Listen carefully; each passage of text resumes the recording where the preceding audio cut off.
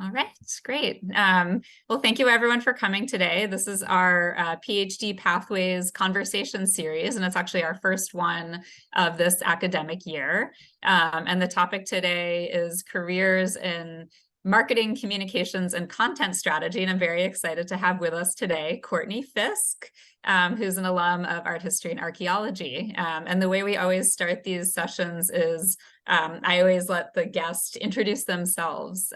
So Courtney, can you tell us about your current work, what you do? Sure. Yeah. So, hi everyone. Thanks for coming. I defended my dissertation in art history, history of art and architecture broadly in the spring of 2021. And presently, I am the head of content at a venture capital firm that's based in San Francisco and Palo Alto. It's called Foundation Capital. And so content strategy is kind of a strange amorphous term. Content itself is a very capacious term as well, but basically it just kind of means everything sort of written that the firm puts out into the universe. So I guess if you think of it very narrowly and uncreatively, content is like a blog post, but I think in the past several years, content has really expanded to become anything and everything you would want to create. So it could be, for example, one of our partners has a Substack and a long running podcast. So I manage that and kind of show run the whole thing and ghostwrite it for him. I ghostwrite a lot of social media posts that are a little bit longer form, generally on LinkedIn and Twitter. And I manage the firm's social media accounts. And I'm also launching a new podcast with one of the other partners. And I also support the firm's portfolio companies with their own positioning and press initiatives. We also do a good number of events that are content driven. So for example, this spring we hosted a unconference, which is basically like a kind of user generated conference, a little bit more informal than a typical conference where people give long talks. It's more about kind of co-creation between the audience and the speaker. And I help sort of organize a speaker list, do outreach, kind of make sure that all the topics were aligned with what was like really in the air at the time. The focus of the unconference was, as you might expect from me being in Silicon Valley, generative AI. So yeah, kind of the full spectrum of things. I think venture is really interesting to do content in. And a lot of startups in general, because there's a lot of focus on doing writing that's actually very research driven. Like partners in the firm want to show up in the world as being they are very thoughtful and intelligent, but they want to show up as being like extra insightful about their area of expertise. And often they don't have the time to, like they have a high level thought of what they want to say and they meet with companies all day and they're sort of going to events, but they don't necessarily have time to communicate that in words or do a bunch of additional research. So that's where I can really kind of come in, is translating those ideas from their heads and kind of making them sound really compelling and interesting on a screen or a page. Really interesting. And a follow-up question, which is mostly on script, but semi-off. Did you know about venture capital before joining this firm? Yeah. So I guess when I was doing my PhD, because I was in art history and archaeology, or not archaeology, architecture, focused on the 21st century, 20th century broadly, but mainly modern and contemporary.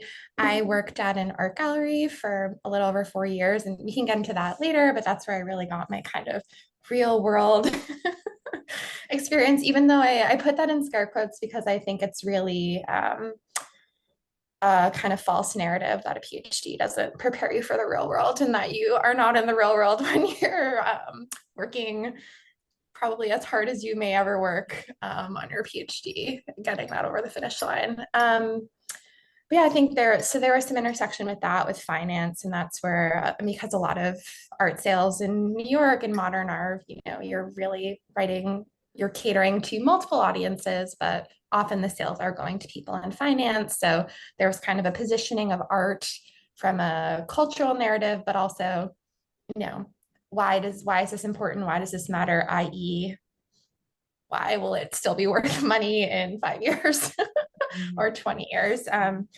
And yeah, so through that, I kind of was more immersed in the intersection of art and business, which, studying the history of art, you realize is a theme and a guiding, structure throughout the history of art, even from like the Renaissance, like the rise of patronage. Like art has always been immersed in commerce. And so yeah, that was an initial foray into that. And then yeah, I honestly just have I went to Harvard undergrad, so a lot of people from undergrad ended up in kind of banking, private equity, venture roles. And I reconnected with a friend, a very close friend who I went to high school with actually, who did his PhD in English at Yale. And I used to see him like around New York City because he was adjuncting at Columbia. And I like looked him up on LinkedIn during the pandemic, and he was working in venture. I was like, what? This makes no sense. I called him and he was like, hey, a lot of venture firms have these, what they call kind of thought leadership programs. They put out a lot of content. They do podcasts. They write long form articles. They try to get placed in HBR and the Wall Street Journal. Like they need a lot of help with comms. I think you'd be really great at this. And so that kind of piqued my interest. And yeah, then it was kind of a sort of pandemic move that I made out to the West Coast, and wanting to stay on the West Coast. The art world isn't as established in places like San Francisco. So I thought it might be interesting to check out like the startup tech ecosystem. And that had also been a guiding theme of my dissertation research, which was really on this kind of broad intersection between innovation and artists. So artists and engineers. I had done a lot of research at MIT in their archive. My one and only claim to academic publishing is based on of that work. So it was an interest of mine, like this kind of history of technology and how it intersects with culture and society. And so, yeah, it ended up being a weirdly interesting fit. I also think there is a lot of connection between artists and entrepreneurs, just like dispositionally wanting to kind of make things, having a contrarian view about the world. Yeah, there's also a lot of weird writing. Like Paul Graham, a famous venture capitalist, wrote a whole book called Hackers and Painters. So there is a sense of affinity between like, yeah, the hacker type and the artists kind of slaving away in their studio. Super interesting. Lots of connections. Great. So now can you tell us about your trajectory since finishing your PhD? It's just been a little over 2 years, I think, right? Yeah, it's kind of crazy to think, because it was such a meaningful and important part of my life. Yeah, after I finished my PhD, I was on the West Coast. I'd actually moved to San Francisco. I defended my PhD from here, where I am now. And yeah, I just, I knew that I didn't want to pursue an academic role. And I also knew that I didn't want to go back to New York and go back to the art world specifically. So I just started doing a lot of cold outreach on LinkedIn, starting with people that I knew would be friendly. So, people who had a PhD, who were in roles in industry, Columbia alums, Harvard alums, broadly people who went to Ivy League schools, kind of anyone who I felt like I could have a kind of hook that wouldn't just feel random.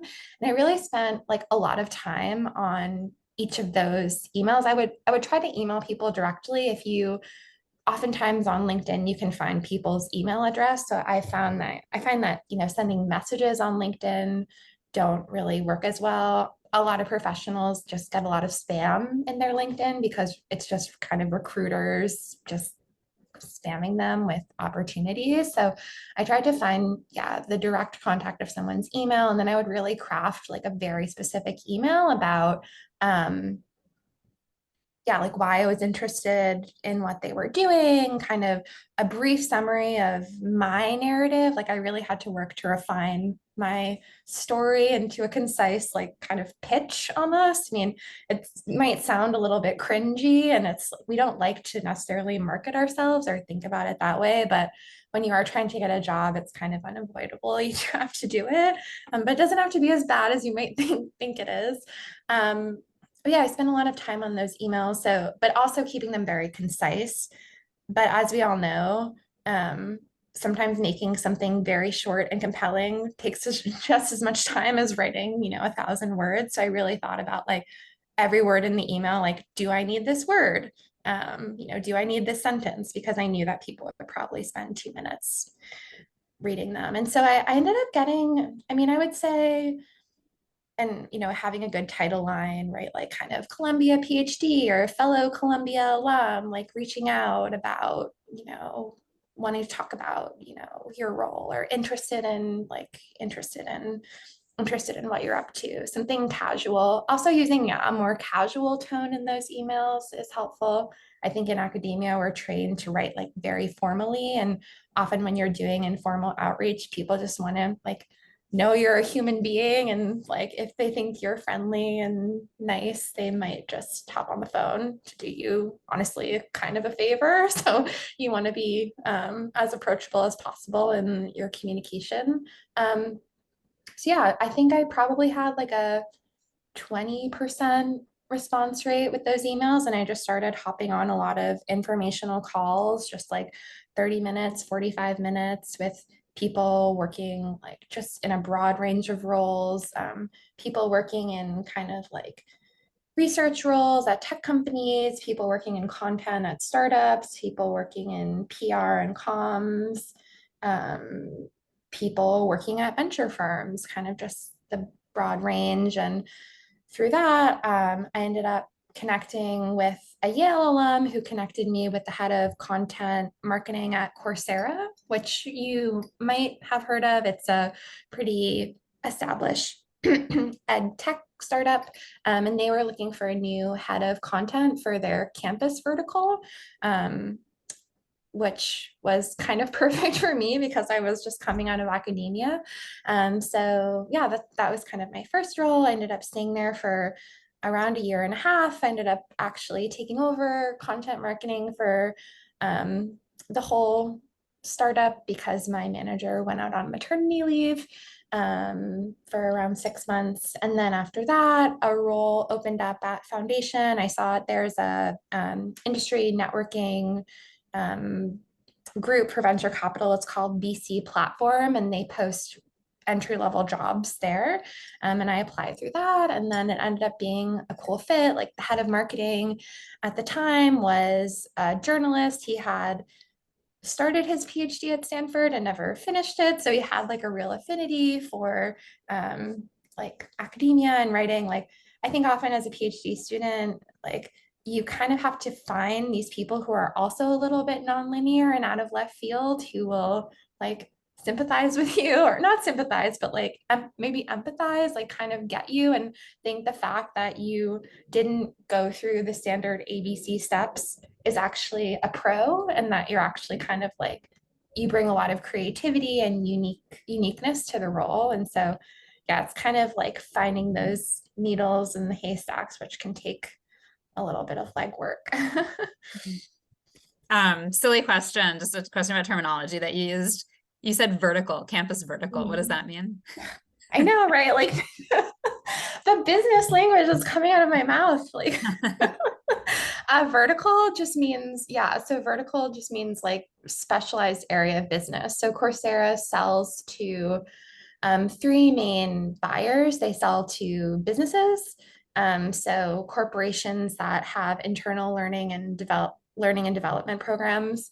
They have governments that they sell to, so they actually work with like entire nations to do training for citizens, which is really cool.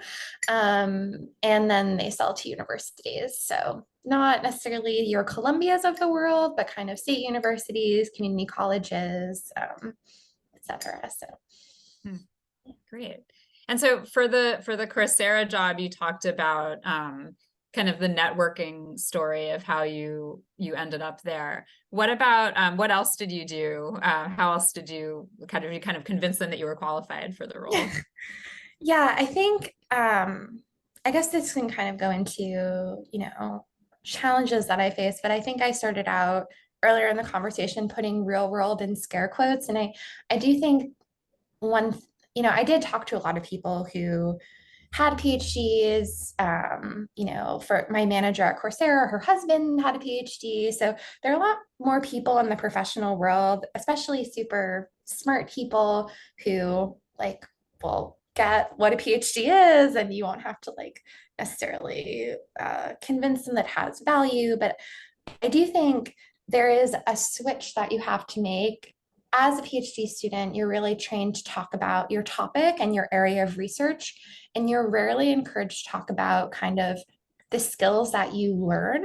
Um, for example, you are a master at doing, as a humanities PhD, you're a master at doing qualitative research. Often you're really great at doing long form interviews. You're able to take like a morass of data, which is essentially like your research. So data from multiple sources, whether it was an archive or an interview that you had, and you're able to take all of that, process it, and synthesize it into a narrative that makes sense. And so much of what companies do is creating a narrative, right? Like Coursera has to create a narrative that they use to sell their courses and their products to universities and businesses and governments. Like venture firm that I work at has to create a narrative for founders who they want to bring to come with them with their next startup idea, or investors like Columbia who might want to allocate funds to the firm to invest.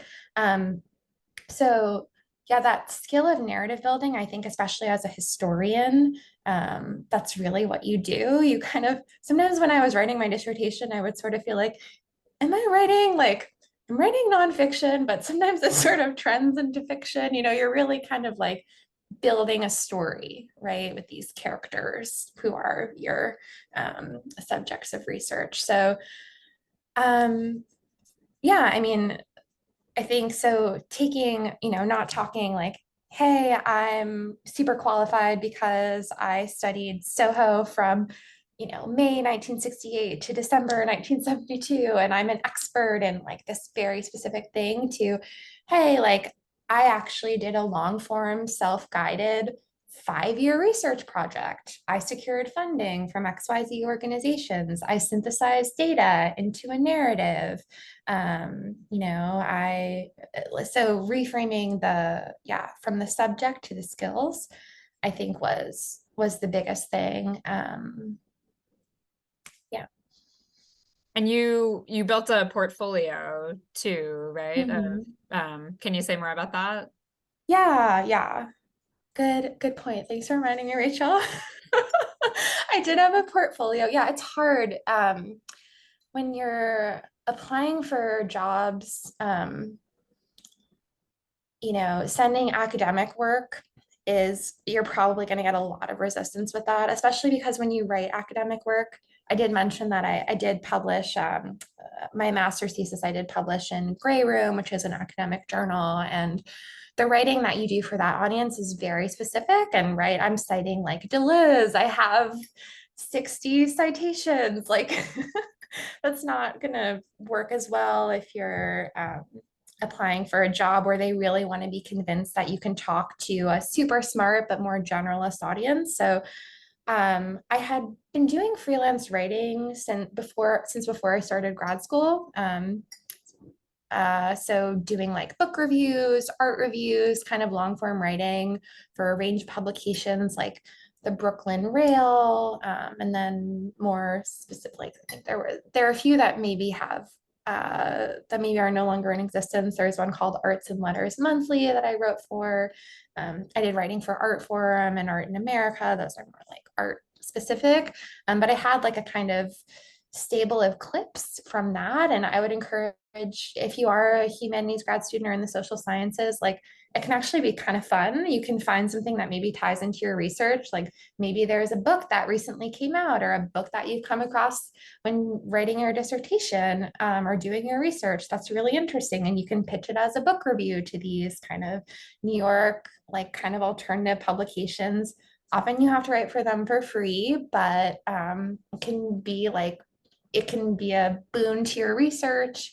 It can also enable you to get some pieces out there if you are applying for writing focused jobs that are a little bit less academic. You can write a little bit more kind of narrative free form, and you don't have to worry about the Liz in the back of your head. And yeah, also having that was kind of an entry point for me, getting the job that I did get at the gallery. It was called Lévy Gorvy. It's still in a similar permutation in New York, although not in a physical gallery anymore. It's more of a kind of advisory service now. But yeah, I worked there for a little over 4 years, and I had a really big range of work from that. Everything, I was one of the first people to join the gallery who was not working in sales. So it was, again, kind of anything related to words would sort of come through, be thrown over the, I don't know what metaphor you want to use, thrown over the wall at Courtney. So it's like writing press releases, working on our exhibitions program. So like working with artists to shape kind of the narrative around what they were showing and kind of how they wanted to position their latest body of work. We also had a publications program. So actually worked on a lot of books, commissioning work from other art historians and academics, writing introductions, writing chronologies, doing, collateral for art fairs that we went to. So we do little kind of marketing brochures. So I had a lot of stuff from that as well. Yeah, that I was able to kind of put together and sort of show as a proof point. Great, great. Maybe I'll ask just one more question and then let the audience ask you some questions and you can chat. So I think the last is just, you mentioned all of the skill, or a bunch of the skills that you acquire over the course of the PhD that actually are transferable and have broad application. What are some of the new things that you've had to learn in both your job at Coursera and your current position at Foundation? Sure, yeah. I think the first thing is really networking. I think as a PhD, as I said earlier, I think I was talking a little bit about crafting your narrative or marketing yourself and networking. All of those, when you're a PhD student, they feel like it kind of icky words. Or when you're in academia, like you're very heads down, you're in your own brain, you spend, 6 hours in the library, kind of just like trying to work with these abstract ideas. And I think dispositionally, most people who do PhDs too are a little bit on the more introverted, shyer side. So yeah, that was definitely, I think, the biggest skill was kind of just like putting myself out there. I'm not the kind of person that like will, if do cold introductions just like in a social setting. So having to do like a ton of cold outreach and honestly face like a lot of rejection because you do face a lot of rejection, even if it's just like people ignoring and ghosting you, which is most of the way that you're rejected, was kind of the biggest skill. And sort of every time I got, I didn't get something that I had applied for and spent a lot of time on, or someone didn't respond to my email, I would just be like, oh, that was a learning experience. Like, what did I learn from that? I can iterate. That's very Silicon Valley term, but I can just like improve my resume, or I learned something from that round of interviews that I did, or like, this built my confidence in just doing an interview. And now I feel like I've refined my kind of pitch, because the first question they always ask you in an interview is, tell me about yourself. And if you don't have like a 5-minute version of that, you'll end up talking for like 30 minutes and you won't know kind of where you ended up. So yeah, one is just putting myself out there. The second, I think I touched on this a little bit, is just communications, like email writing. So much of the writing you do in the real world is emails. And I think especially if you're going for roles that are focused on writing, focused on communications, every time you send an email, it's kind of a proof point of your ability to communicate effectively and concisely. So, you know, also on the West Coast, it's a little bit less in New York, but people, especially in the startup world, in venture, they write very informally. You'd like it's like I might, I text my bosses, like you might start an email. It's just like, hi, not like dear sir, comma. Like I think in academia, like if you're trying to apply for a grant or submit something to a journal, it's very formal. And so I just think if you're writing outreach emails, just like think, hey, like I just want to have a friendly chat over coffee and kind of think about the tone in that way. And also, like I said earlier, be super concise because recognize that people like will maybe only have 2 minutes to sort of scan what you're saying. So also like lay out your email to be really easy to scan visually, like chunk up the text into paragraphs and make sure that like kind of each word is needed. And the last skill I think is really about kind of metrics and numbers. I think when you work in content in a business setting, you are kind of forced to reckon with like the ROI, like return on investment of the work that you're doing. And it doesn't have to be scary. It can actually be a way of you showing like, hey, this podcast that we launched got like XYZ downloads, or this, longer form post that we wrote on our website got this many impressions on Twitter, and it drove this many new followers to your account. So kind of having to speak a little bit in numbers is something you'll have to do. That wasn't so much applicable at the gallery because it was much more brand marketing. And we weren't really focused on numbers so much. But if you're in a startup context, if you're in an investing context, you have to recognize that the people who are evaluating your work are dealing with numbers all day. So you kind of have to like translate your writing work into something that they can understand, which is like percentages and downloads and things like that. Great. Well, thank you. I'm gonna stop asking questions and I'm gonna stop the recording.